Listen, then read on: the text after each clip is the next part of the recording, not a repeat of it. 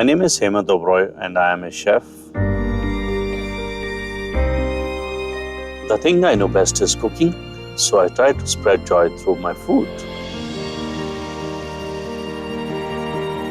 I want not only the taste of food to capture imaginations, but also the sound, the look, the feel, and the scent.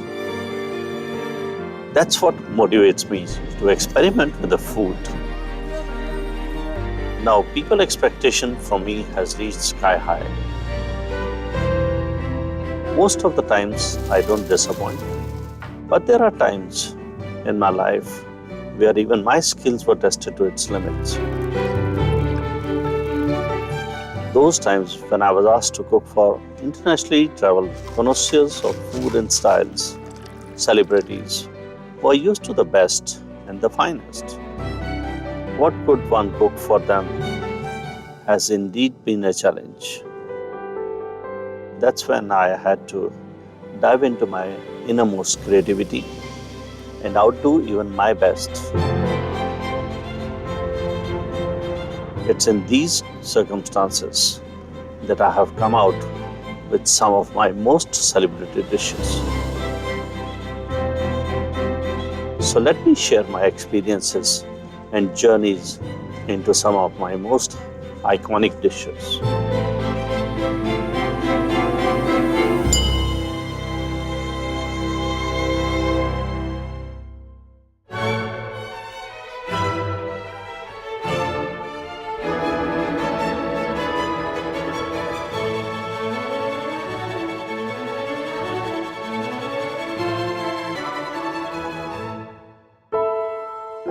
Marriages are very auspicious. I have always treated each marriage to be a very sacred one.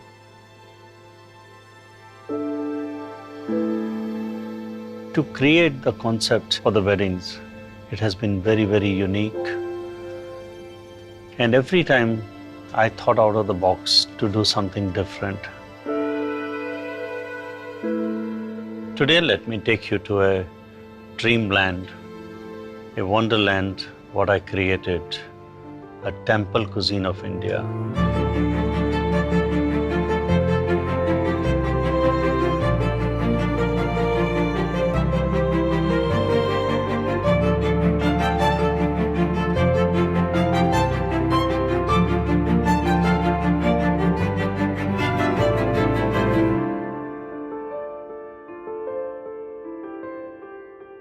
My association with Bajaj family is almost going back to about 30 plus years.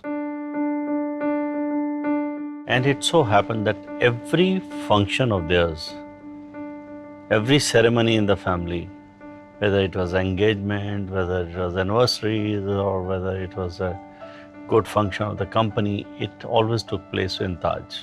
And although I had left Taj, I had already retired, I was only advisor. But still, when they requested, I went back to Taj to do their functions. The briefs were very clear. Do something different, which hasn't been done before. That's where all the mind started working.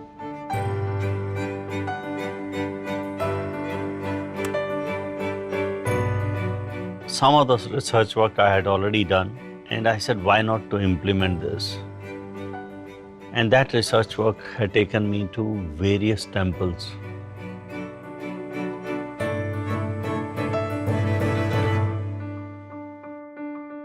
I thought I would represent east, west, north, south of the country.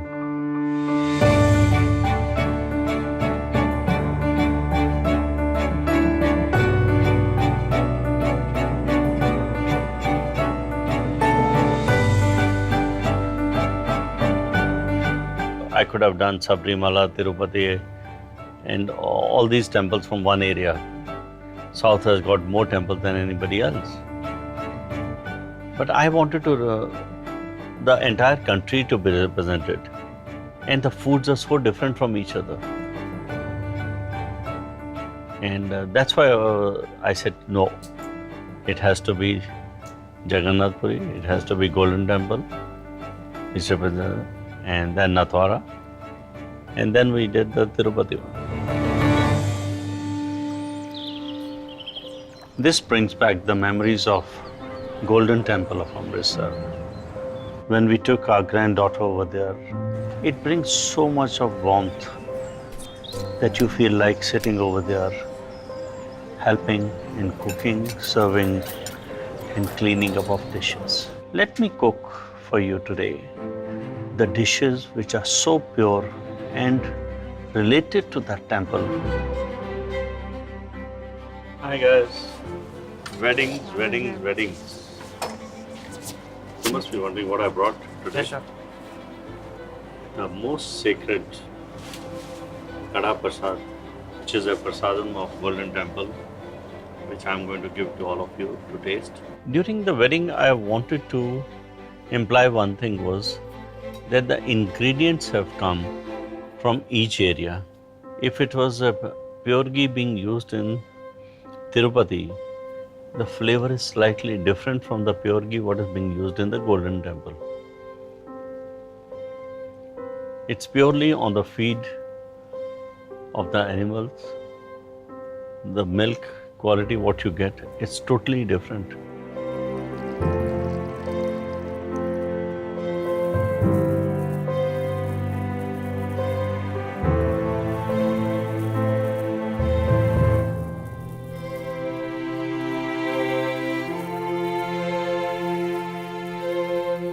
The closest thing to that Khada Prasad of the temple is the atta which is there. It's a coarsely ground atta which is being used over there, and the same thing is being used over here. We can start with the Khada Prasad. So can you get the coarse atta, pure ghee and chasni please?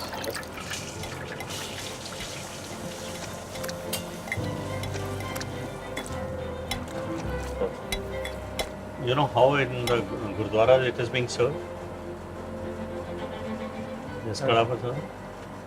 They take it like this, hot, and put it like this, and they serve you in your hand. This grease is seen. This is a pure ghee, it's not even grease, so it is seen. So it is put like this. This is still hot, you can see the steam coming out.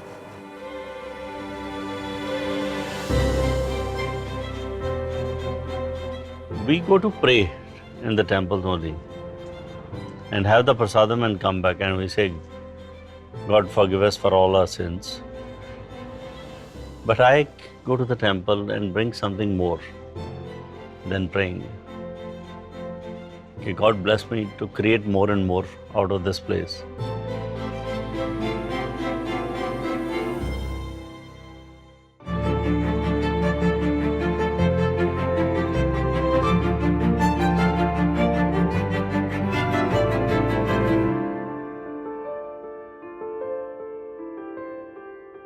It was a matter of about 4 days non-stop trials that we came to a conclusion that this will be the standardized recipe for the temple cuisine. And once the recipes were done, there were no thinking beyond that.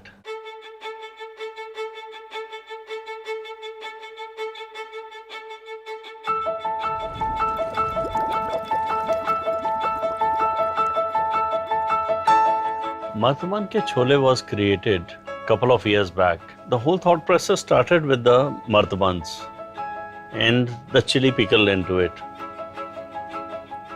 And it was actually, I can tell you, it is by accident it came. Without realizing anything, I thought there was something in this, so I put 1 spoon into the chana. And afterward realized that, oh my God, the flavors which are coming are so different and so intense. I said, okay, let's use this.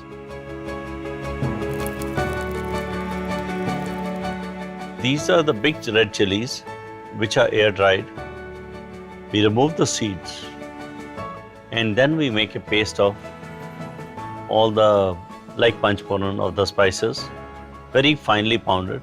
Then we coat the entire thing with the hot mustard oil and keep it on for about 3 days. And fourth day you will start getting the flavors into the chili. That's how the flavors of the pickle enters the gravy, from gravy to the chana, and you enjoy the chana later.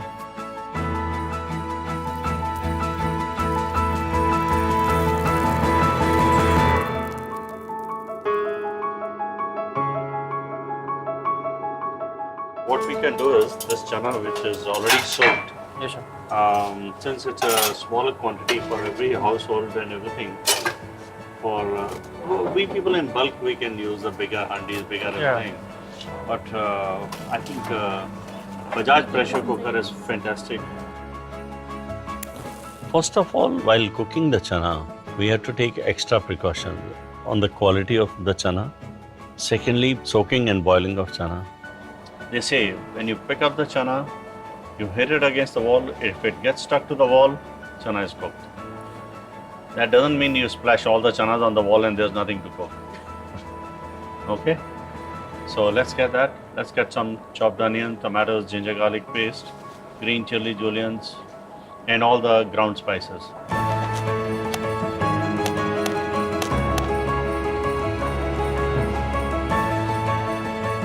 Every household and everybody in Punjab makes a chana different way.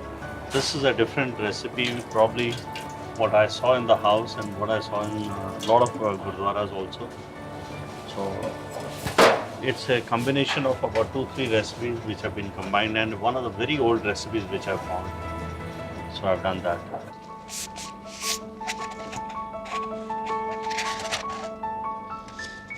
Once again, it was the childhood memories of the cycle chole guy standing outside the schools during the recess period. He's ringing the bell on the cycle. He's got kulcha hanging in front in a plastic bag and the donuts, and he would serve it in a 16 kg ghee ka tin with a fuel underneath. What we do is we pound the masalas ourselves. It's a homemade and pounded masalas, which brings out the flavor totally differently. Even there in Golden Temple, they still have some secrets of good masalas being kept on one side, and they will put it at the last minute. I'm going to add a little of the coriander powder, cumin, chili powder, bit of haldi powder, amchur powder, bit of the rock salt, black salt, and this is our homemade black chard. So we are going to add that, and we are going to cook this.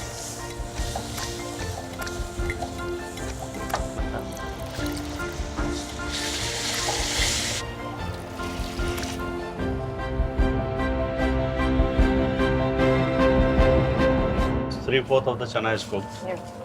So now with the pickle and chana, we are going to put it on a slow fire, or rather on a hot plate, and let it cook for another about 20 to 25 minutes, so that the pickle flavor goes into the chana. Yeah? So this is the stuffed chili pickle.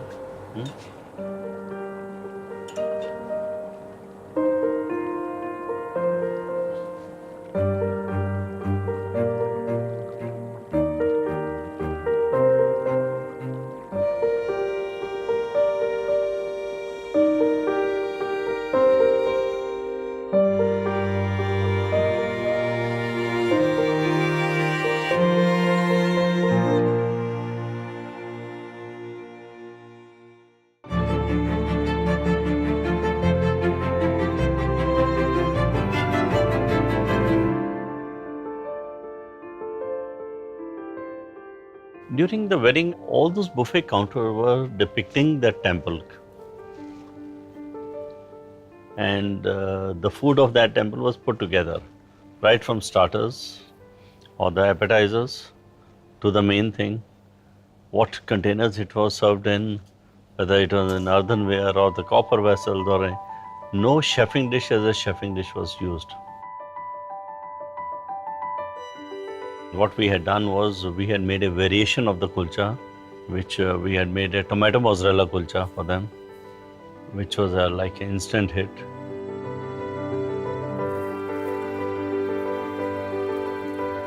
For tomato mozzarella kulcha, first of all, you have to take the ripened tomatoes and cook them to such a degree and drain out most of the water of the mozzarella and mix it up so that even when you're putting the stuffing inside, with the heat it doesn't ooze out. If it oozes out, there's always a hole in the gap through which all the flavors are moving out.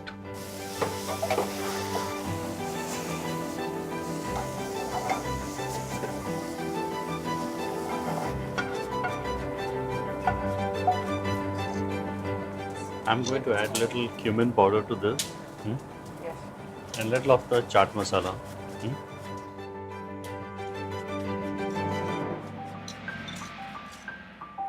Amritsari Kulcha, yes, water makes a lot of difference, and so is the butter. How the butter is layered, how you have to fold it, it is like people who are very good in making these kulchas, they fold it like the puff pastry. Make one fold, second fold, then roll it, then again put butter, then make two folds, and then they start rolling out each peda, and then they cook it.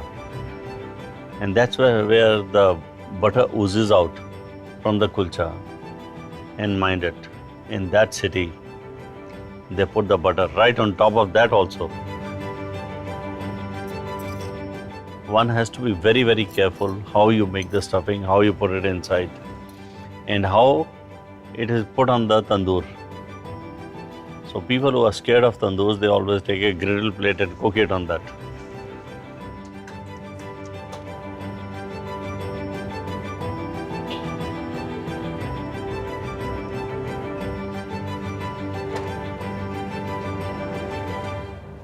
The experiment so far is good.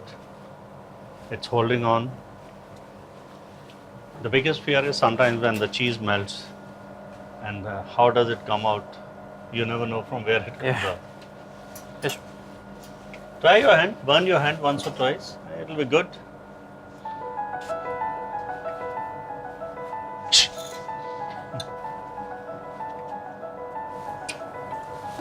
It's gone down.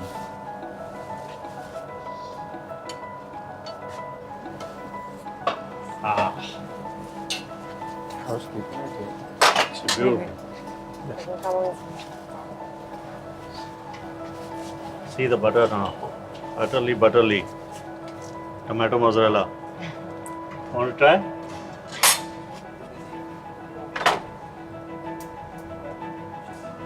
Wow.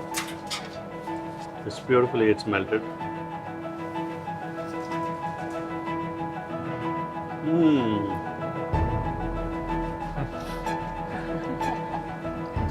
Try. Come on, man.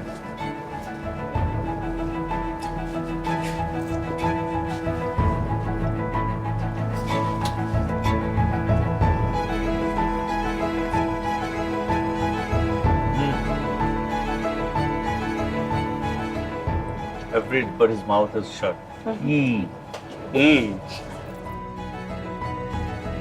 All these things I combined and brought the temple cuisine.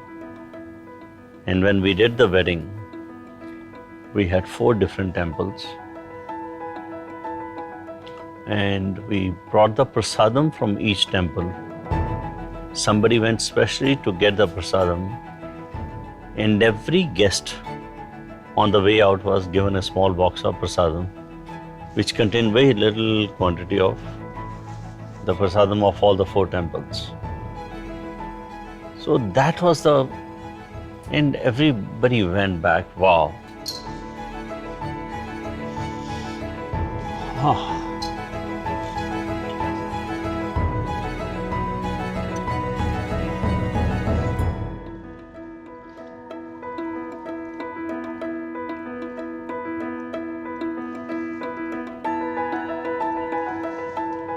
Amritsari chole और कुलचे, कोई जवाब नहीं।